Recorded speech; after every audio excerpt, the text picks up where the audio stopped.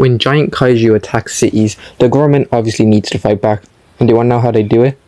Build badass giant mechs to fight back, like Kiryu, the third Mechagodzilla, and Gypsy Danger, the Mark III Jaeger. Now to make this fight more fair, I will be combining Gypsy Danger and Gypsy Avenger. I'm your host Godzilla. I'm going to see who will win in my battleground. Godzilla, the king of the monsters. He's obviously a huge threat. I mean, he's destroyed Japan loads of times. So they got the best scientists in the country to make something to fight back against Godzilla. So they made Kiryu, which means mechanical dragon. They made it using the skeletal remains of the original Godzilla from 1954, which is awesome, but it does more than look awesome. To beat Godzilla, you need some serious power, and luckily for Kiryu, he has some serious weapons, like his two Type 90 maser cannons, which he shoots from his mouth, triple hyper maser cannons, twin laser cannons, wrist-mounted blade, which can conduct electricity, Type 0 and Type 4 railguns, spiral claw, wires, back unit, rocket boosters, is skilled in hand-to-hand combat. Shoulder-mounted rocket launchers each contain 6 rockets and 8 heat-seeking missiles, but his most devastating weapon is his Absolute Zero cannon. It fires balls of energies that flash freezes the target to the degree Absolute Zero, which causes the target to disintegrate under its own weight. But he needs a pilot, and that pilot is Lieutenant Akane Yashiro. Now, she's had a rough life because her parents died to Godzilla when she was little and accidentally killed some of her friends, so no one else in the JSDF really likes her. But that doesn't stop her from being a great pilot. She supports and pilots Kiryu from the AC-3 White Heron, which can fly at 93 miles per hour, can fire dual pulsating cannons, also functions as the control station of Kiryu, capable of carrying extremely heavy objects with the help of a wire, and able to transmit energy to Kiryu. Do you remember that I said that they built Kiryu with the skeleton of the original Godzilla? Yeah, well, sometimes the ghost of Godzilla will possess Kiryu at some instances, turning Kiryu into a more animalistic fighter. But fortunately for Akane, they sort of have a bond to help them fight together. With these, Akane, and all these abilities, Kiryu has picked up some amazing feats, like he lifted and threw Godzilla, survived the Absolute Zero epicenter, dodged and survived Godzilla's atomic breath, flew from Alaska to Russia in minutes while carrying Anguirus, who weighs 60,000 tons, atomized loads of buildings with the Absolute Zero, and has defeated Godzilla, Gigan, Destroyer, and Space Godzilla.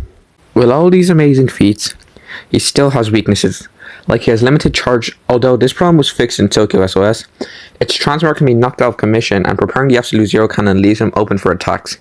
But you shouldn't mess with Akane or Kiryu.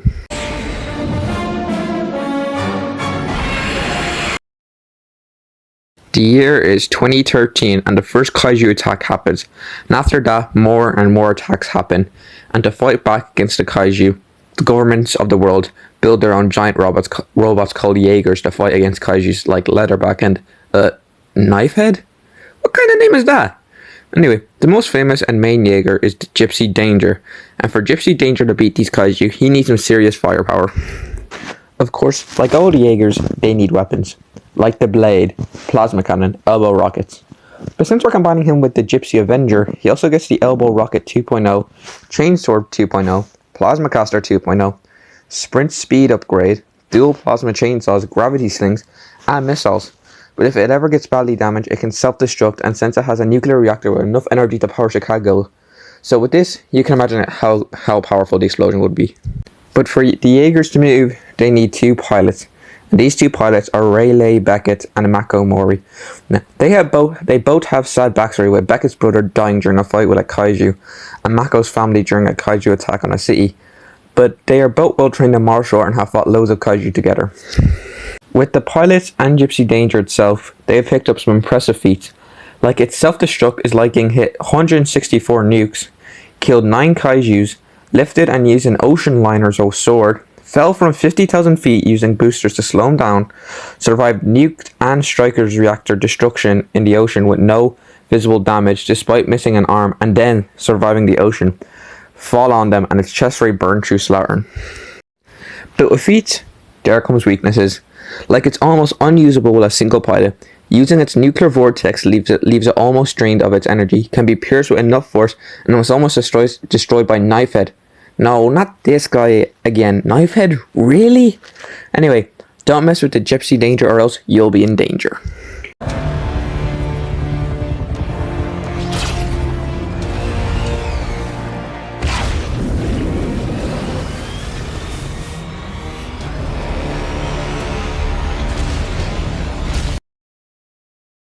Alright, the fighters are ready. It's time to see who will win. But first, let's check the vote.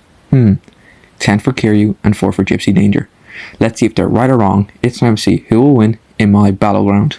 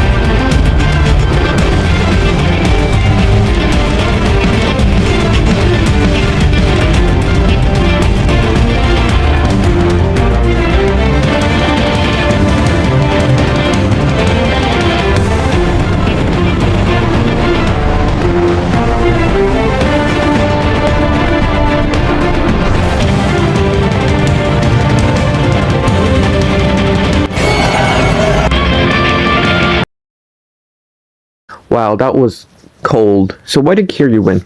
Well, Kiryu was stronger, faster, more durable, and had more hacks to beat Gypsy Danger. But Gypsy Danger still has advantages, like he was bigger, his gravity sink could prove troublesome. Rayleigh and Mako were better pilots than Akane because they have fought more kaiju and because of their martial arts. They were better close to fire. If it ever got to that, but even still, Kiryu is still skilled in hand-to-hand combat, and being big, and Kiryu could probably lift Gypsy Danger even though he was bigger. And its gravity sling wouldn't change the outcome. Looks like the Gypsy Danger was the one in danger and is going to need some avenging. The winner is Kiryu.